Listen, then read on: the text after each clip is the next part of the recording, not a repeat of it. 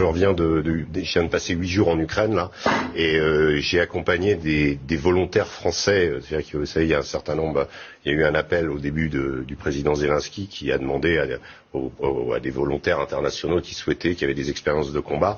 Et donc j'ai accompagné 3 Français, dont un qui a déjà été militaire avant, et 2 qui avaient combattu ensemble au Rojava avec les Kurdes contre Daesh. Donc des gens qui avaient des expériences militaires.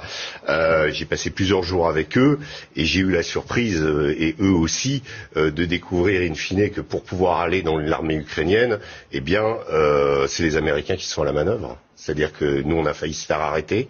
On a été confronté à un Américain qui est venu nous dire « Ici, c'est moi qui commande ».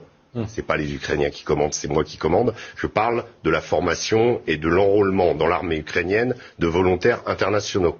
Voilà. Le type m'a même donné son nom. C'est un ancien de la guerre d'Irak. J'ai fait mes vérifications. C'est un reportage qu'on peut retrouver dans le Figaro Magazine de cette semaine.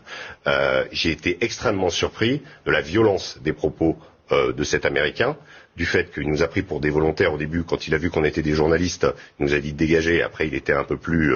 mais en l'occurrence, c'est moi qui commande, vous enlevez les puces de vos portables, surtout les puces internationaux, on vous donnera d'autres puces, etc. Et ensuite, on signe un contrat jusqu'à la fin de la guerre. Et qui est à la manœuvre? Eh ben, ce sont les Américains. Je l'ai vu de mes yeux vus. C'est pas, alors, ce n'est pas l'armée américaine officiellement. J'ai compris. Évidemment, vous comprenez. On va pas le dire. Mais en l'occurrence, c'est quand même quelque chose d'assez américains. Ouais. C'est quand même assez significatif. On sait que là, hier, ils ont envoyé une centaine de nouvelles armes qui s'appellent des Switchblade, qui sont des sortes de drones qu'on envoie par mortier et ensuite qu'on peut téléguider, donc des nouvelles armes. Officiellement, ils l'ont fait et ils vont le faire. Donc ils ont quand même opéré, par rapport à ce que dit Karim, c'est quand même la vérité.